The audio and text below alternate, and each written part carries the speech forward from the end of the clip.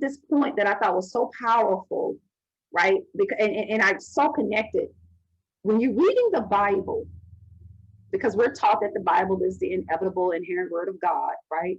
And Right. we kind of believe that it's a he and he dropped it down and this is what you're supposed to live your life by. But you said you have to be careful of church words. Right. You had, I was like, the girl said church words, but I totally connected with what you were saying. And so I want you to talk a little bit before we close out about church words, because I think you're on the money with this. Yeah. So, I mean, actually the first church word is church. So the word church, actually, the way we use it in America is not in the Bible. And so it just means a group of people who are called out from a larger assembly. So if you have people in a whole city, and then you have like a city council, for example, the city council is a church.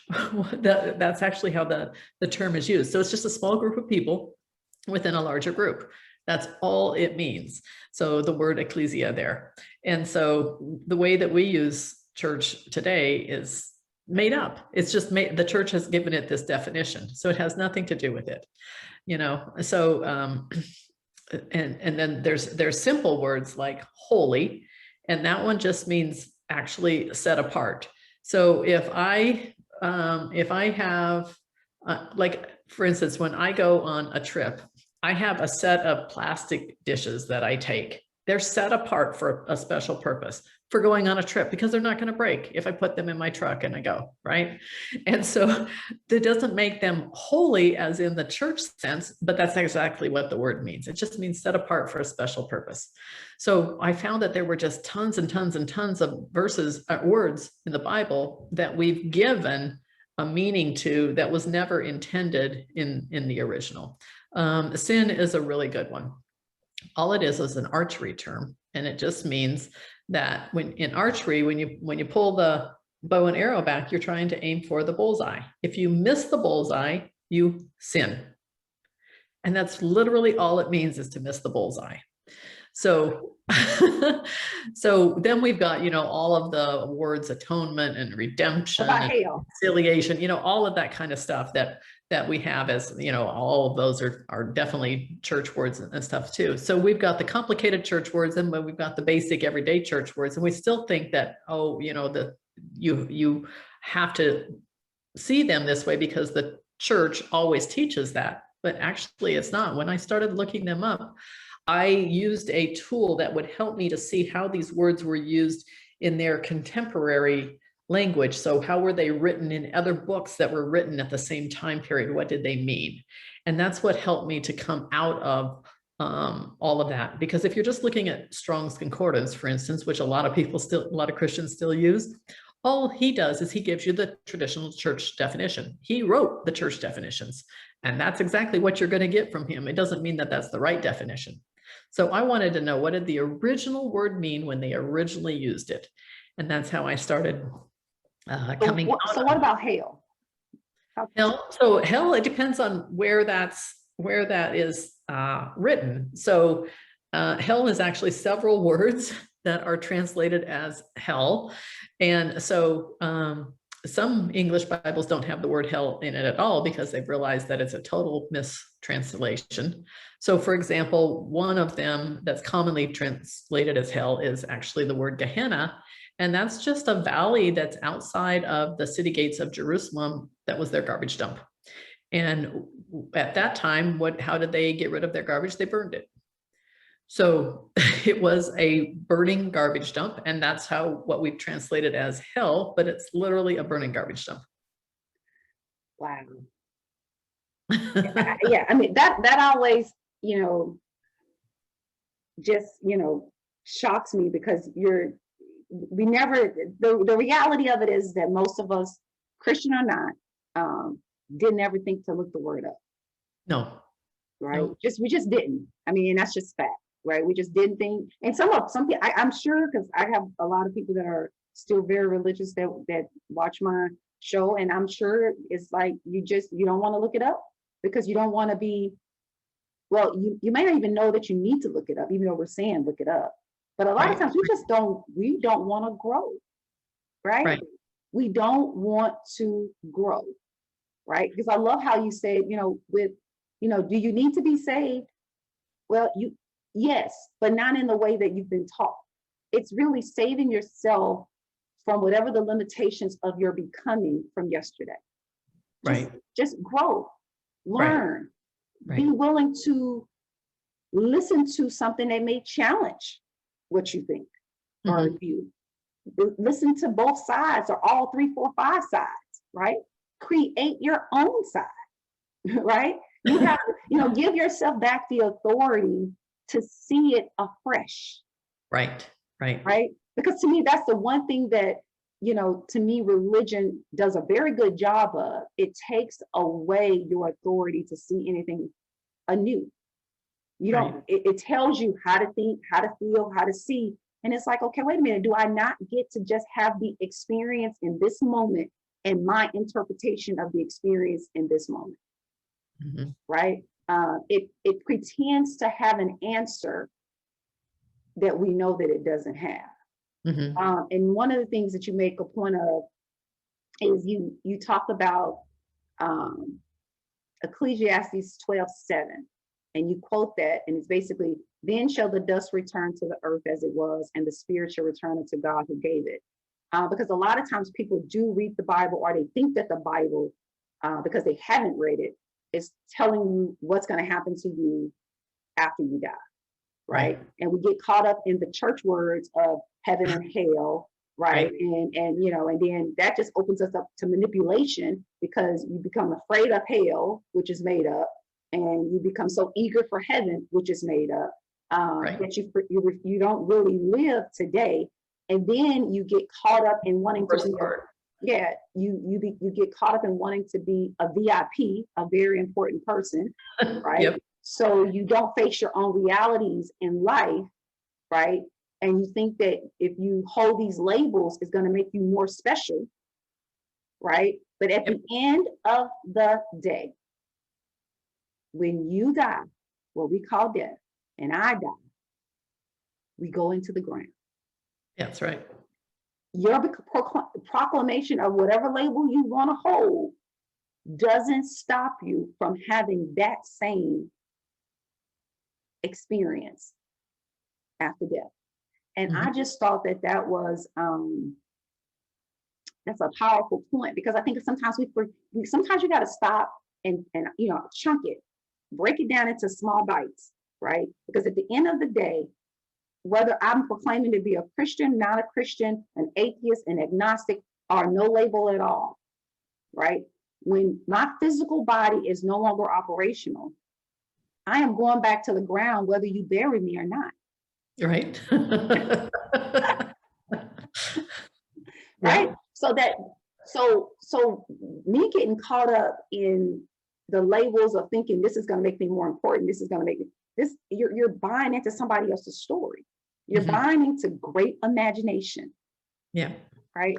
Great Yep. imagination. And I think that that's kind of what has happened for me with religion. I realized that, hey, these are great stories. I'm not, I don't get into debates with people about whether or not the Bible is real or fake, or it doesn't really matter to me. It's a good story. There's great stories in it. There's not so great stories in it. Right. I take what is usable. I take what's not usable, and I disregard it, right? Because at the end of the day, I have to give myself authority to interpret and to have my own perspective. And I Mhm. cannot let other people take that away from me anymore, Mhm. right? Mhm. In the name of God. Because what I begin to realize is that people will use God to kill me. Right. People will use God, and you could attest to this. People will use God to continue to have slavery, right? Yep. Yep. And so it's like, okay, wait a minute. Let me distance myself for just a moment, and let me just take in this beautiful life, right? And experience this life that we have all together. And I don't need for you to think that you're more important than me. And I don't need to think that I'm more important than you, because at the end of the day, when we die, we both going back to the dirt. That's right. Right? And I love how you say, and the Ecclesiastes 12:7 saying the spirit shall return unto God who gave it. And you say, what does that mean? I don't know. And you don't know either, right? Because at the end of the day, that was a philosopher philosophizing. That's right. That's it, right? And because I'm a philosopher, I know that sometimes I say shit is like, I'm just saying it. I don't really know. It may sound good. You know what I'm saying? All right, so I got a few just follow-up questions you can answer real quick. Okay. Does being a Christian give you an advantage in this life? I don't think so. I think at this point, I would say it's a disadvantage. And I think it's because, you know, a lot of what you've talked about in the time we've had together today. So you think that you are better than other people. And so no matter how hard you try, you're going to look on other people and you're going to judge them. You're going to shame them. You're going to blame them. You're going to put guilt upon them. You're going to condemn them. And it's those kind of things that are a major, major part of Christianity. And that does not make either the Christian doing them better. It makes you actually a bad person, or the person on the receiving end better. So neither one is coming up, right? Both are being brought down by those kind of values in life. And I see that over and over and over and over again. And yeah, there's a grace movement now, but it's only like a tiny step out of that. They still have a whole lot of stuff that they hold on to, and they don't know it. They don't even realize it. So do I think that Christianity makes someone better? No, I don't. I think it's actually harmful and it holds people back. And another thing that you were talking about, where we've got the imaginary heaven and the imaginary hell, when Christians spend their whole life thinking that they're going to heaven when they die, most of them waste their whole life here on earth. Yeah. And so if it causes you to waste the one life you've been given, the gift of life that you've been given, then I think Christianity is a really, really bad thing. Absolutely. I have to agree with that, right? I have no problem with you being a Christian, other than if it's causing you to waste your life. Because I think for me, that's what I think I found myself doing. It was literally like I was holding my breath, like afraid to die, but thinking that I could not have my best life until I die. Right. You know what I'm saying? And that's the thing. It's like, no, have your best life now. Live your best life now. Don't wait for heaven, and don't feel like you have to judge me, punish me, right? If we have a different view, okay, we're different. We can have a different view. Maybe we can meet in the middle, we can whatever, but your right doesn't make me wrong, and my wrong or my right doesn't make you wrong, right?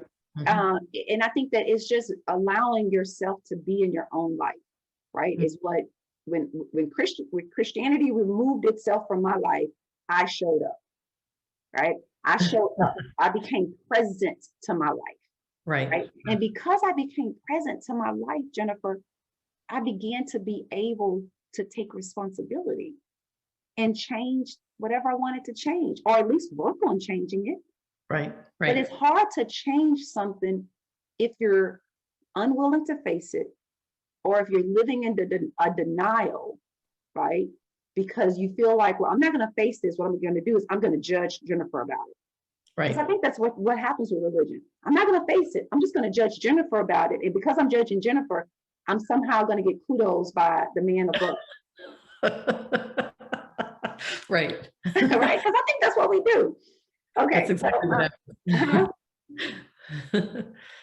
Who wrote Matthew, Mark, Luke, and John? Nobody knows. Who wrote about Jesus when he was alive? Nobody. Why do we argue about the details of Jesus's words?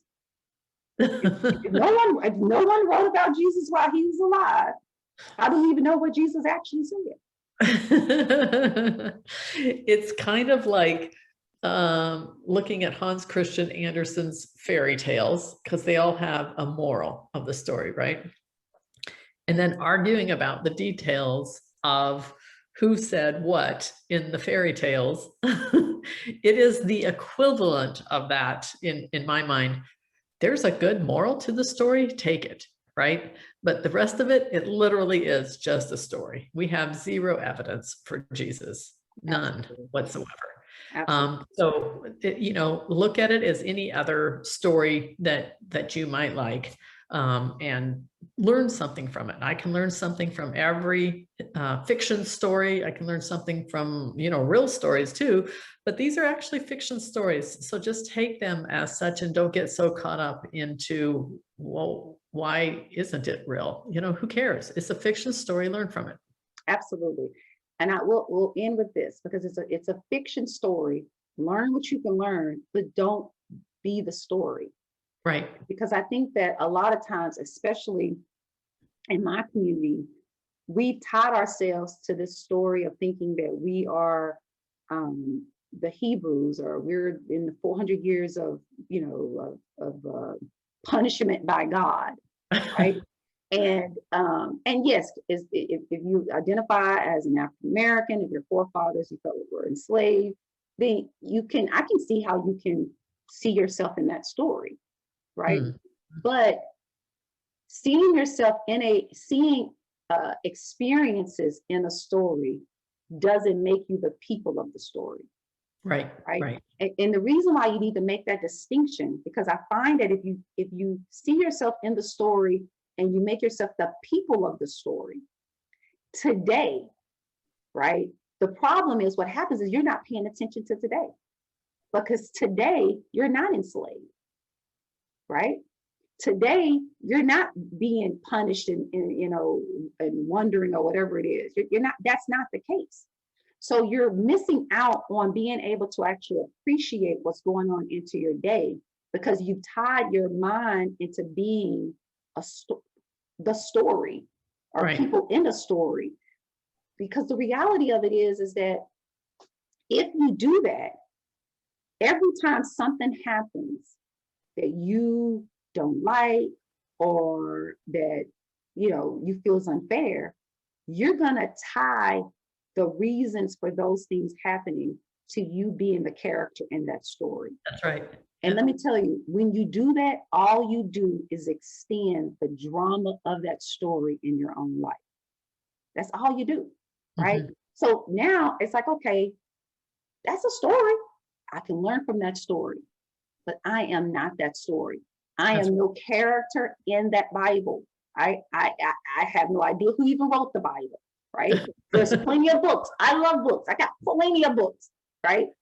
But I'm not those books. I'm not the characters in those books, right? And I think that's and it's power in that, and to just being able to live your life, understanding that I can learn from a story, but that doesn't mean that I have to become the character of the story. Because if you become the character of the story, your emotions are going to be tied to the story. Right. Even though right now you're not even experiencing it. Wow. Yeah. All right. So explain prayer and then we'll close out. What is prayer? Explain prayer. So prayer according to the Bible or prayer in reality? You can do let's do a comparison. What's prayer in the Bible and then what's prayer in actual reality? When you just really just take out the Bible interpretation and just think about it with the yeah. So our minds are very, very powerful. Mm-hmm. So in our minds as Christians, we think that we're having a conversation with Jesus or with God or with the Holy Spirit or with whoever it is that you're praying to. And because our minds are so powerful, we actually have this imaginary conversation with ourselves, and we think that God is speaking back to us, and it's really just our own thoughts that we're manifesting there.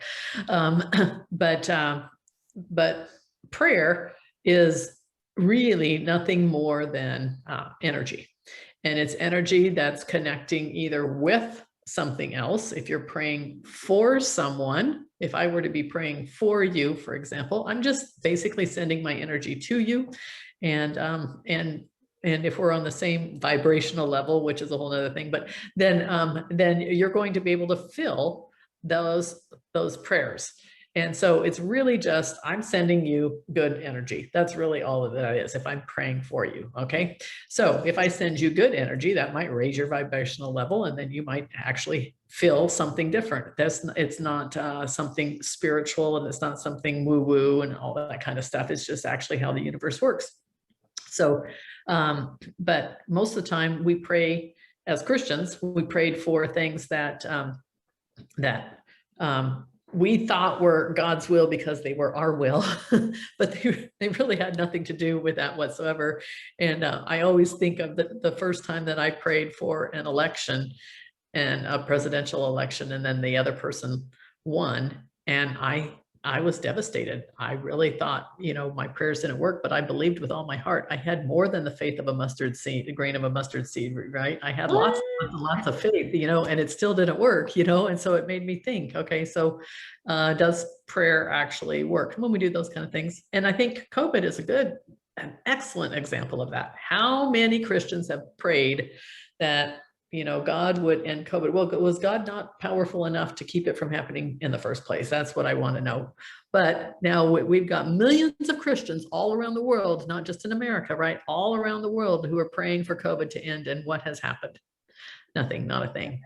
So, there's a lot of, we need to understand that prayer is mostly in our imagination, but it also does connect us to other people when we are praying for other people and just sending them our energy. So that's a bit of a short version. No, absolutely. And I love that. I absolutely love that. I love I think that, that it's that energy connection. It's knowing that we're in that sort of that field together, and we magnetize to each other. It right? is very much so. We magnetize, in creating things, right? I like what you said. You made a point in your video where you said, okay, I know some of you might not even like me, but you can't help but listen to me, right? And it's because because I think that, but if you just stop, that's true, right? Because it's literally almost like you're drawn, and you're like, okay, why am I drawn to that, right? Yep. And I just think when you start to appreciate the power of your own existence, right? You don't need to give it to a man in the sky, right?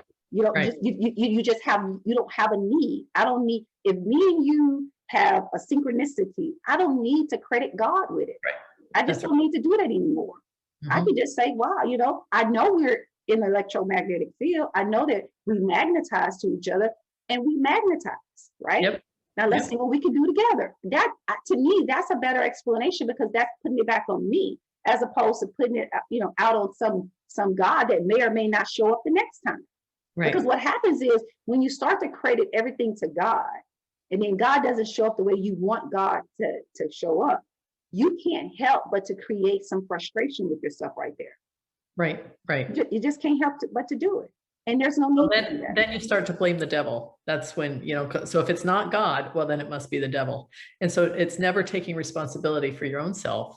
But that's what I found. And I still see many Christians do this, is either they give God all the credit, or it was God's will that the bad thing happened, or they give Satan all the credit, and then some days when a good thing happens, then they defeated Satan that particular day. But most of the time, Satan's in control. They has far more power and authority than God does. They just don't realize they're doing that. Exactly. And I will just end with this. Who is the person that made the decision that it was God or the devil? It's always you. That's right. You. So maybe you are God and the devil. Interesting conversations. Thank you so much, Jennifer, for coming onto the podcast. I so appreciate you just taking the time out of your day and having this amazing conversation with me. Well, thank you for having me on, Sean. I really appreciate it. Love meeting you. Love meeting you as well. Ashe, free thinkers. Ashe, may what you say manifest in your life today and every day. Ashe.